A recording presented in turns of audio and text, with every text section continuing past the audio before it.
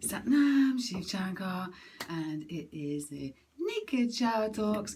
It's Saturday morning, and I got up this morning at 6:15 out of my cozy bed.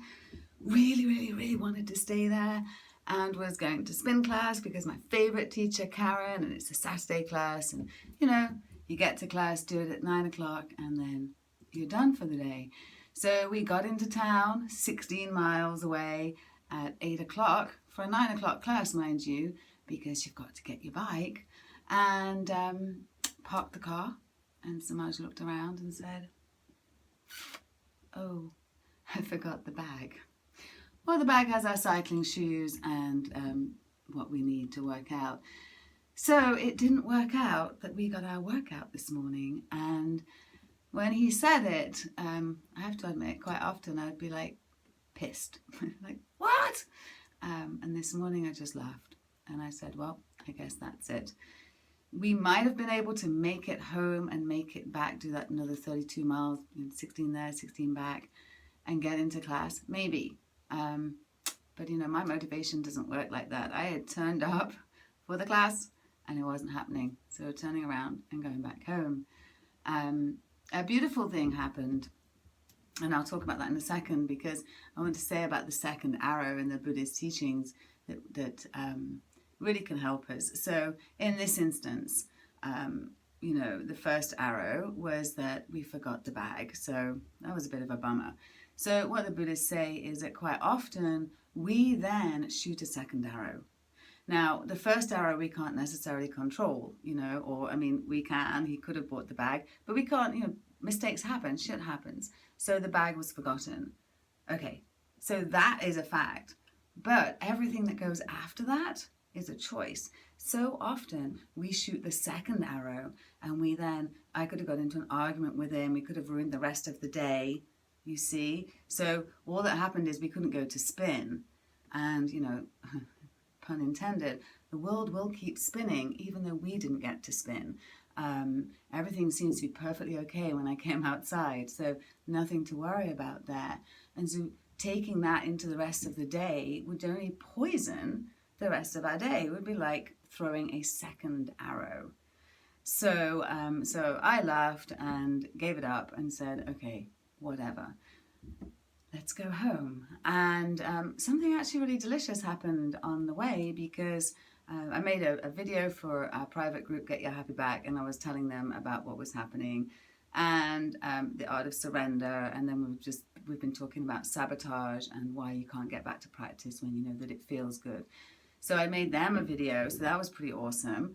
And then when I got home, I just found myself getting the yoga mat and getting the weights and putting on a video on good old YouTube and getting down to a cardio and weights workout for 30 minutes. Heart rate was a nice average 146. I worked hard. It was only 28 minutes, and it came to 10 o'clock. And just like if I'd been to spin class, I was worked out. But here's the thing, even if I hadn't come home and worked out, I had made peace with the fact that we didn't do class. I wasn't going to hold on to that. And perhaps that's why when I came home, I was actually free to choose to do the workout. Now, I've been saying I'm going to start working out and adding the weights in at home for about, 5 weeks. So that's a big one, because this was the first one. And I was actually starting on Tuesday, because we do spin on Monday. So I got it started this week, which is really awesome. So a lot of this stems from me actually feeling better at the end of January than I did at the end of December, and I'm going to be sharing more about that once I finish up the month and I tally up all of my thoughts and results and all of that. But I just thought I'd come and share with you, because there is something very beautiful that when we surrender, it's not like we think. It's not like we surrender so we give up. We surrender and we actually give up the energy and the resistance, so that then we've got energy to do other things. And so I'd love to hear from you. What do you do when things don't go your way? Do you get stuck in the pissed off that it didn't happen and now you've got to do this? Or do you try and shake it off and look for what's possible now, because sometimes we need the disruption in order for something new to happen.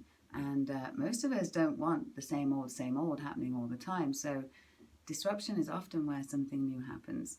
So we never know what it's for, but what we do know is there's no point in slinging a second arrow once the first one's been thrown.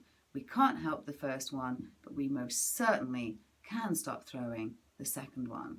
I'd love to hear from you. When do you find yourself throwing the second arrow? Maybe now you'll think, you know what? Shit happens, but I don't have to add to that.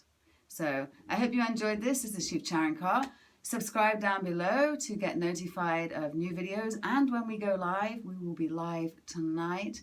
If you're watching this when it goes out, which is Saturday the 28th of January at 5:15 Pacific time. We've got a new moon ritual and meditation. If you've got anything, any intentions that you would like to seed or that you would like to burn, let me know down below and I will burn those for you in your name tonight. You can join us live on YouTube. As I say, if you subscribe, you get notifications of when we go live. And of course, you get to know when we've posted a new video like this. And if you liked it and you think your friends would like it, share it, because sharing is caring.